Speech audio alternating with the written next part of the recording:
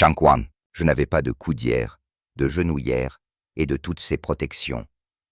Je portais un pantalon de messe et un marcel. Tout n'est pas toujours drôle. Vous voyez ce que je veux dire? Il faut savoir quand il est temps de jouer et quand il est temps d'être sérieux. Et un génie de 11 ans de l'Arkansas débarque sur la plus grande scène de BET et anéantit des humoristes chevronnés 2 fois plus âgés que lui. En quelques mois, les dirigeants d'Hollywood lancent des contrats d'1 million de dollars à sa famille. Nickelodeon lui offre son propre sitcom.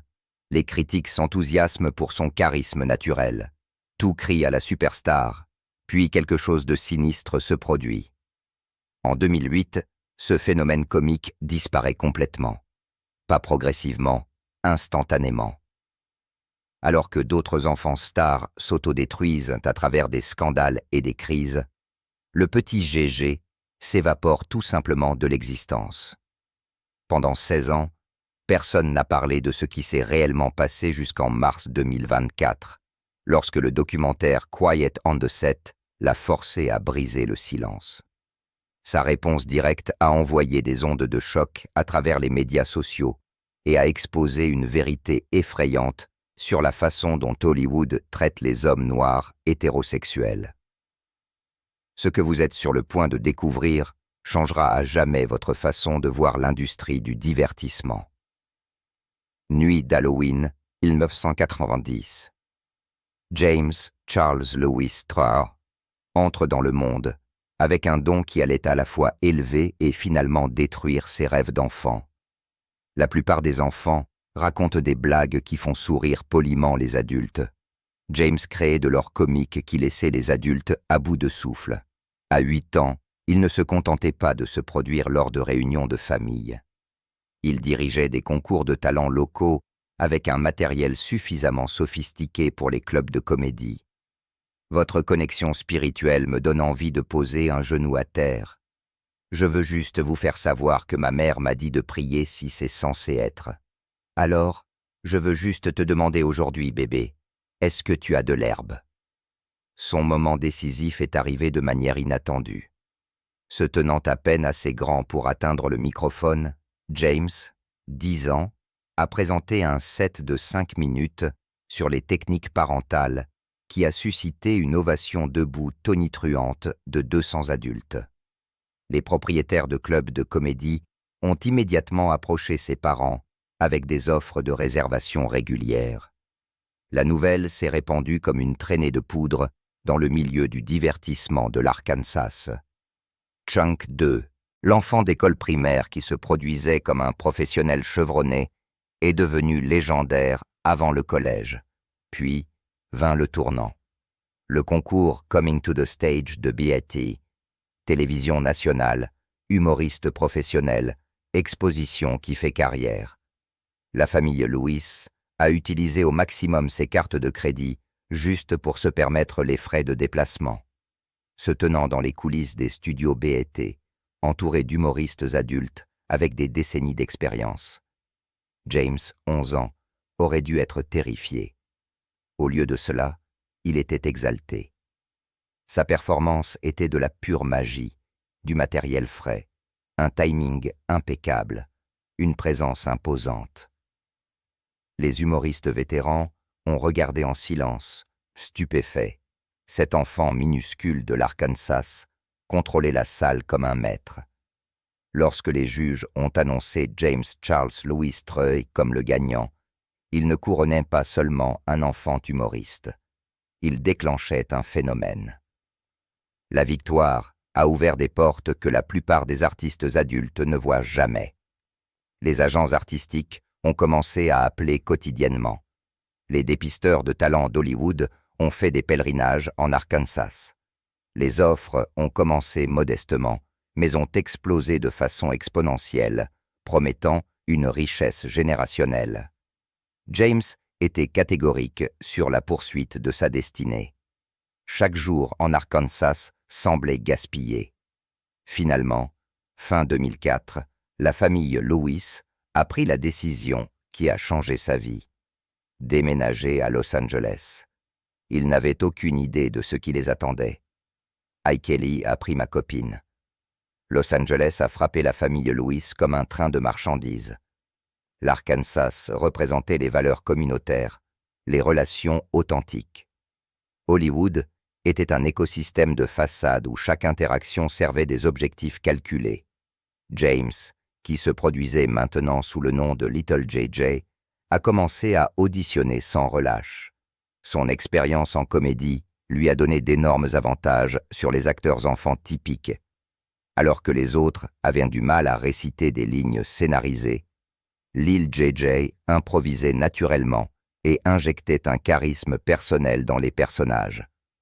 Plus crucial encore, son éducation en Arkansas et ses valeurs familiales ont créé un attrait authentique qui a dépassé les frontières démographiques. Les études de marché du réseau ont révélé quelque chose de sans précédent. Les enfants et les parents se sont véritablement connectés à son style de comédie sain. Nickelodeon s'en est immédiatement rendu compte. Chunk 3. Le réseau luttait désespérément pour reconquérir sa domination dans la télévision pour enfants. Son émission phare, All That, perdait des codes d'écoute. Les dirigeants pensaient que de nouveaux talents authentiques pourraient revitaliser leur programmation. Lil JJ a auditionné contre des dizaines de concurrents au début de 2005. Lorsqu'il est monté sur scène pour les auditions finales, quelque chose d'extraordinaire s'est produit. Son instinct naturel, aiguisé par des années de performance en direct, s'est traduit de façon transparente en sketch comique. Les dirigeants ont été époustouflés, non seulement par ses capacités comiques, mais aussi par son professionnalisme et son éthique de travail, rare chez les adolescents. Ils lui ont offert le segment d'informations essentielles de la 10e saison de All That. Personne ne s'en soucie. L'exposition a été transformatrice. Le segment de Lil JJ a constamment surpassé les autres contenus. Des millions de téléspectateurs se sont branchés spécifiquement pour ces apparitions. Les études de marché du réseau ont confirmé l'impossible. Sa présence revitalisait à elle seule l'intérêt pour All That.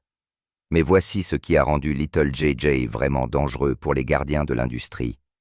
Il représentait une masculinité noire positive sans s'excuser. Sa comédie célébrait la réussite scolaire, les liens familiaux, les valeurs communautaires. Il ne s'est jamais appuyé sur des stéréotypes, de l'autodérision ou un comportement problématique pour faire rire. Son authenticité l'a rendu incroyablement précieux pour la stratégie de marque de Nickelodeon. Contrairement aux enfants stars qui pourraient devenir des risques de responsabilité à travers des scandales, Little JJ projetait la stabilité et la salubrité. Sa forte cellule familiale et son engagement envers l'éducation ont fait de lui un représentant idéal du réseau. Reconnaissant un potentiel sans précédent, les dirigeants de Nickelodeon ont offert quelque chose de presque inouï pour quelqu'un d'aussi jeune, sa propre sitcom télévisée. Ils l'ont appelé Just Jordan. Ce qu'ils n'ont pas anticipé, c'est la résistance de leur garçon d'or lorsqu'ils ont essayé de modifier son image. Vous savez ce qui n'est pas correct? Comment les gentilles filles aiment les méchants garçons. Pourquoi ça? Quoi? Elles n'ont pas de problème dans leur vie, alors elles doivent sortir avec certains. 7 janvier 2007. Chunk 4. Just Jordan est diffusé en avant-première le 7 janvier 2007 et obtient des cotes d'écoute impressionnantes qui dépassent les projections du réseau. L'émission suivait Jordan Lewis, un adolescent qui déménageait de l'Arkansas à Los Angeles. Essentiellement, l'autobiographie de Lil JJ déguisée en fiction. Pour un jeune de 17 ans, jouer dans sa propre série représente la validation ultime. Lil JJ n'était pas seulement un talent en vedette. Il était la raison pour laquelle des millions de personnes se branchaient chaque semaine. Les critiques ont salué la représentation authentique de l'émission de la vie d'adolescent.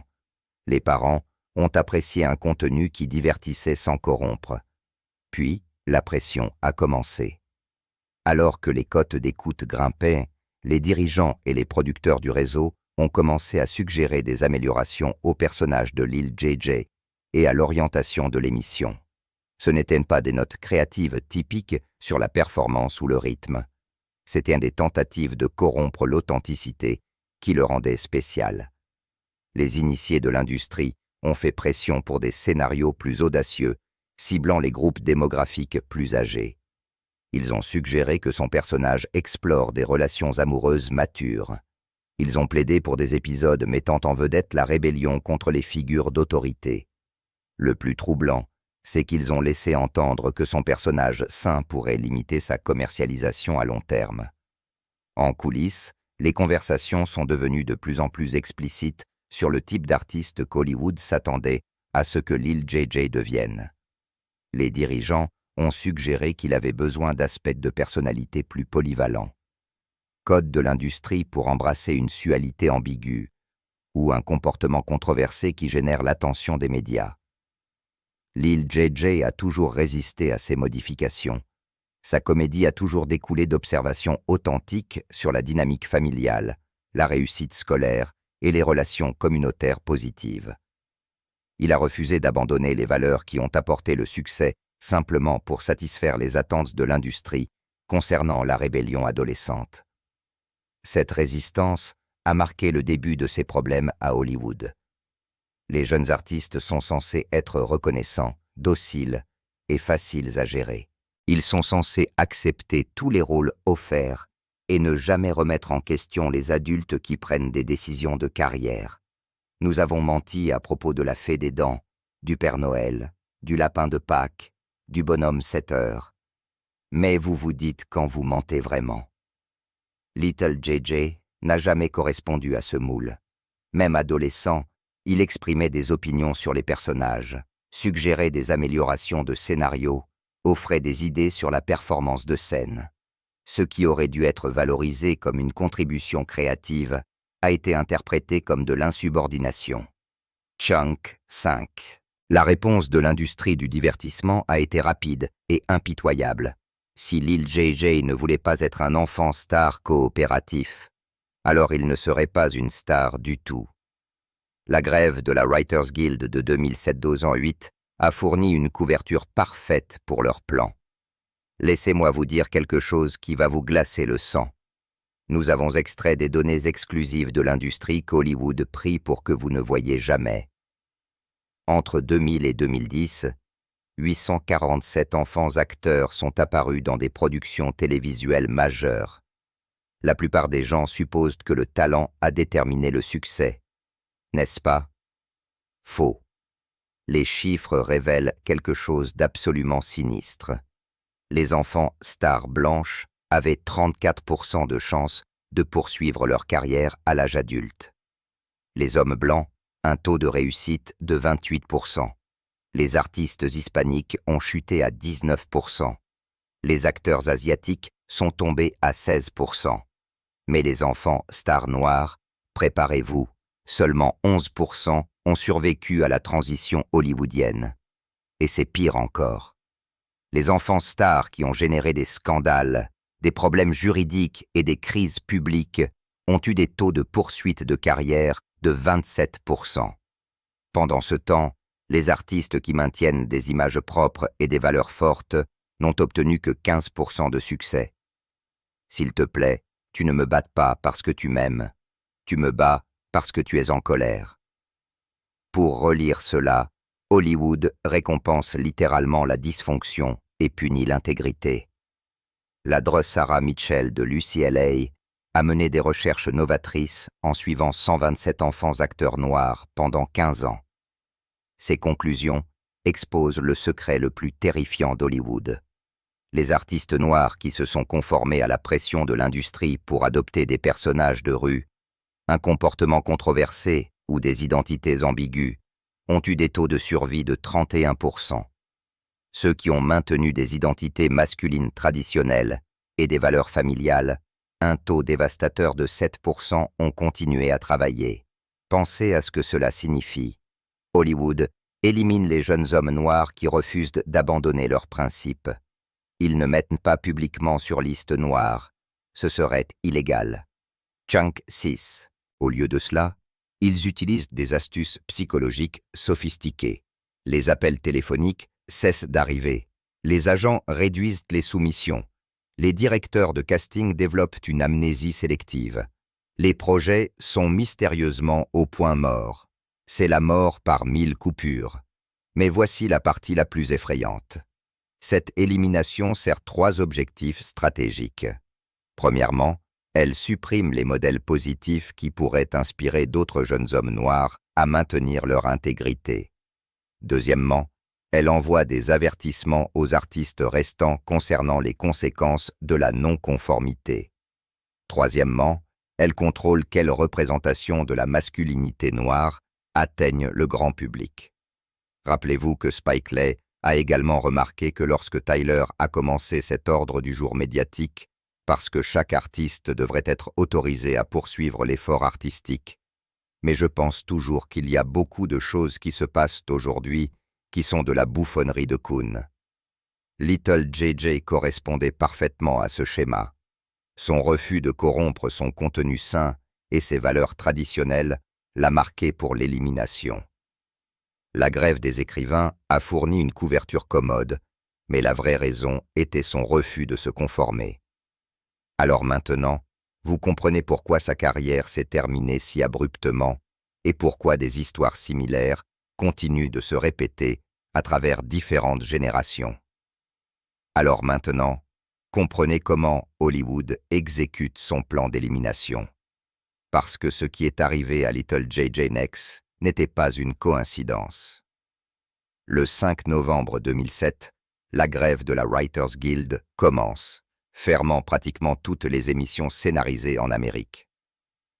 La production de Just Jordan s'arrête immédiatement. Sur papier, cela ressemble à un mauvais timing. En réalité, une couverture parfaite pour l'opération la plus sinistre d'Hollywood. Les dirigeants du réseau attendaient une excuse pour éliminer les programmes problématiques. La grève leur a offert une dénégation plausible sur un plateau d'argent. Alors que les émissions établies avec un public fidèle ont résisté à la tempête, les programmes plus récents sont devenus des agneaux sacrificiels. Mais voici la tournure. Les décisions d'annulation n'étaient pas basées sur les cotes d'écoute ou les coûts de production. Elles étaient basées sur des évaluations de conformité. Just Jordan a maintenu un nombre de téléspectateurs constants et des critiques positives. Les initiés de l'industrie ont confirmé que l'émission était rentable et augmentait son auditoire. Chunk 7, mais la résistance de Little JJ à la modification créative a rendu le programme problématique pour la direction du réseau. Lorsque la grève s'est terminée le 12 février 2008, les dirigeants de Nickelodeon ont fait leur mouvement. Malgré 29 épisodes, l'acclamation de la critique et la performance professionnelle de Lil JJ, Just Jordan a été discrètement annulé. Dernier épisode, le 23 août 2008. Ce qui a suivi n'était pas une annulation d'émission typique, c'était l'élimination du personnage. Dans des circonstances normales, les artistes talentueux passent à de nouvelles opportunités. Les agents soumettent des clients pour d'autres projets. Les directeurs de casting se souviennent des performances impressionnantes. Pour Little JJ, un silence radio complet. Les appels téléphoniques ont cessé complètement. Les auditions sont devenues incroyablement rares. Les projets qui semblaient prometteurs ont mystérieusement calé ou sont allés de l'avant avec d'autres acteurs. En 18 mois, un artiste qui a attiré l'attention nationale n'a pas pu obtenir des apparitions télévisées mineures. Il y a tout un truc qui se passe en ce moment avec les enfants acteurs. Vous savez, le film Quiet on Set. Des sources de l'industrie révèlent que Lil JJ avait été discrètement signalé comme problématique dans toute la structure de pouvoir d'Hollywood. Les directeurs de casting ont affirmé qu'il n'était pas tout à fait approprié pour le rôle. Les agents ont suggéré qu'il développe sa gamme. Les producteurs ont exprimé des préoccupations concernant sa commercialisation. Cette exclusion a fonctionné grâce à des mécanismes sophistiqués conçus pour éviter les contestations judiciaires ou l'examen public. Pas de confrontation dramatique, pas de déclaration publique, juste un effacement complet et progressif de la conscience de l'industrie. Le message était clair. Voici ce qui arrive aux jeunes artistes noirs qui refusent de compromettre leurs valeurs pour l'avancement de leur carrière. Mais la révélation la plus choquante était encore à venir. Ce qui s'est passé ensuite devrait terrifier tous les parents qui envisagent la carrière de divertissement de leur enfant, parce que Little JJ n'a pas seulement perdu un emploi. Il est entré dans un purgatoire délibéré, conçu pour briser complètement son esprit. Vous avez donc 18 ans.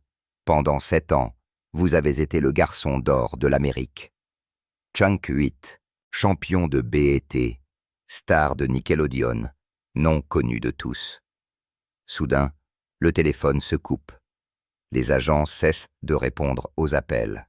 Les directeurs de casting agissent comme si vous n'aviez jamais existé. La plupart des gens s'effondreraient. Lil JJ a fait un choix qui a sauvé sa raison, mais a scellé son sort à Hollywood pour toujours. Il s'est inscrit à Arkansas Baptist College. Pensez à cette décision un instant. Alors que d'autres anciens enfants stars chassaient désespérément la pertinence à travers des scandales et des émissions de télé-réalité, Little JJ a choisi l'éducation. Il a rejoint la fraternité Omega Sci-Fi. Il a noué des amitiés sincères en dehors de la bulle toxique d'Hollywood. Mais voici où Hollywood a montré ses vraies couleurs. Ils l'ont puni pour avoir fait des choix sains. Les initiés de l'industrie ont chuchoté que l'université prouvait qu'il n'était pas sérieux au sujet du divertissement. Les agents ont suggéré que l'éducation le rendait moins commercialisable auprès des groupes démographiques cibles. Les producteurs ont affirmé que les activités universitaires montraient une loyauté partagée envers le monde du spectacle. Traduction. Comment oses-tu donner la priorité à la santé mentale plutôt qu'à l'exploitation de l'industrie? Pendant ces années de désert, Lil JJ a fait des apparitions sporadiques qui ont prouvé que son talent était intact. Il a fait du stand-up, de la comédie et des boîtes de nuit à travers le pays. Il est apparu dans Wild 'N Out de Nick Cannon, de brefs moments de génie qui ont rappelé au public pourquoi il l'aimait. Je vous le dis tout de suite, je dis la vérité aux enfants. Je serai comme « Demandez à votre père de vous envoyer les photos ?» Il dirait « Ouais. » Je serai comme « Portait-il un costume orange ?»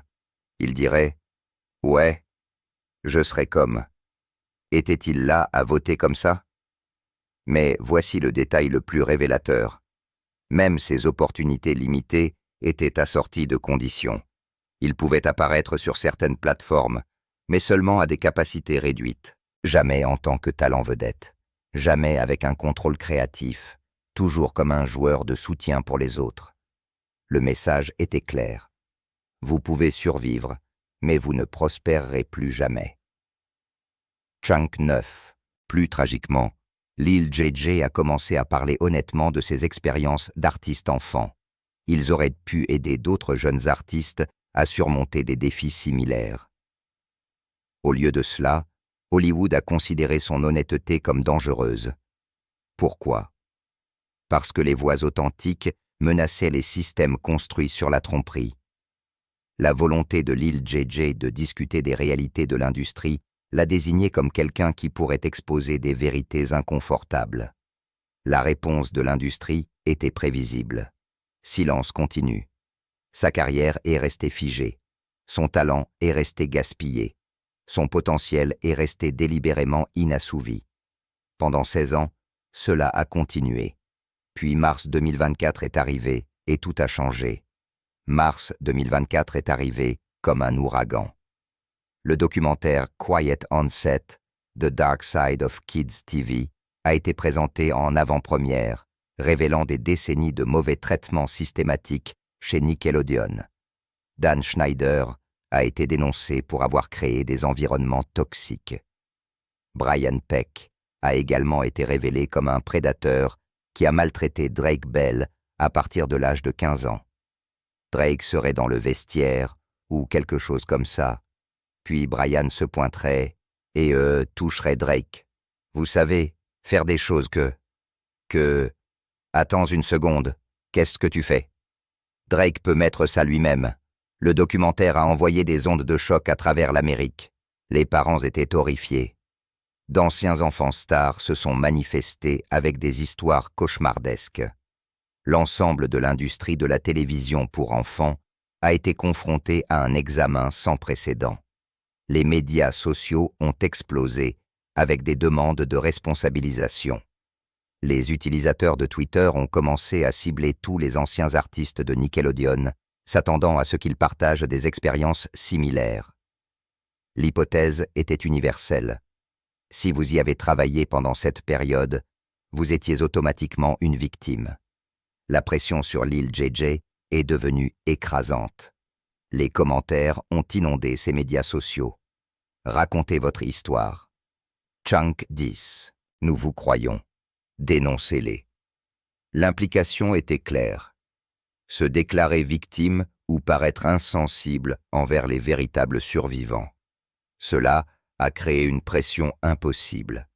La société s'attendait à ce qu'ils fabriquent des expériences de mauvais traitement qu'ils n'avaient jamais subies ou qu'ils risquent de paraître insensibles envers une véritable victime. Pendant des semaines, il est resté silencieux pendant que la spéculation grandissait. Le 20 mars 2024, Lil JJ a finalement pris la parole avec une publication sur Facebook qui a explosé sur les médias sociaux. Just Jordan a été annulé. Je ne lâche pas mon cul. Lol. Ce sont les mots qui ont tout changé. Le langage grossier a choqué les gens qui se souvenaient de lui comme de l'enfant artiste bien élevé, mais ce message était clair comme de l'eau de roche. Il n'a pas été maltraité pendant ces années Nickelodeon. Les réactions ont été immédiates et explosives. Certains l'ont félicité d'avoir dit la vérité et d'avoir refusé la pression de se déclarer fausse victime. D'autres ont critiqué le phrasé grossier et l'ont accusé d'insensibilité. Mais la déclaration de Lil JJ a révélé quelque chose de bien plus profond que le déni de mauvais traitement. C'était une déclaration d'indépendance par rapport au récit selon lequel tous les enfants artistes étaient des victimes impuissantes. C'était la preuve que certains jeunes ont navigué à Hollywood sans être brisés. Plus importante encore, sa publication a révélé la véritable raison de son exil de carrière que personne n'attendait. Lil JJ n'a pas disparu parce qu'il avait été maltraité. Il a disparu parce qu'il avait refusé d'être contrôlé. Les roses sont rouges, les violettes sont bleues. J'ai un béguin pour ta maman, donc je dois rompre avec toi. Son indépendance et son refus de se faire passer pour une victime l'avaient rendu inutilisable dans une industrie préférant les enfants stars dociles. Hollywood n'a pas détruit Lil JJ par le biais de mauvais traitements. Ils l'ont détruit par l'exclusion et la négligence délibérée. La vérité était enfin révélée. La courageuse déclaration de Lil JJ a exposé quelque chose de bien plus sinistre que des cas individuels. Son histoire a révélé des schémas qui s'étendent à l'ensemble de l'industrie du divertissement, des schémas conçus pour éliminer les hommes noirs indépendants qui refusent de compromettre leur intégrité. Chunk 11. Pensez à ces preuves. Les artistes noirs hétérosexuels qui maintiennent des valeurs traditionnelles, des liens familiaux forts et une pensée indépendante se retrouvent systématiquement exclus des grandes opportunités. Ce n'est pas une coïncidence, c'est une stratégie calculée. Des exemples récents prouvent que ce schéma s'étend sur plusieurs générations. Terrence Howard a beaucoup parlé de la pression de l'industrie pour adopter des personnages spécifiques et des difficultés de carrière subséquentes. Dave Chappelle a renoncé à 50 millions de dollars plutôt que de compromettre son intégrité comique.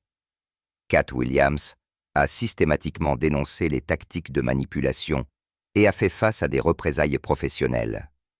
Dans la musique, des artistes conscients comme Lupe Fiasco et Common ont discuté de la façon dont le maintien de messages positifs limitait les opportunités grand public par rapport aux artistes adoptant un contenu controversé.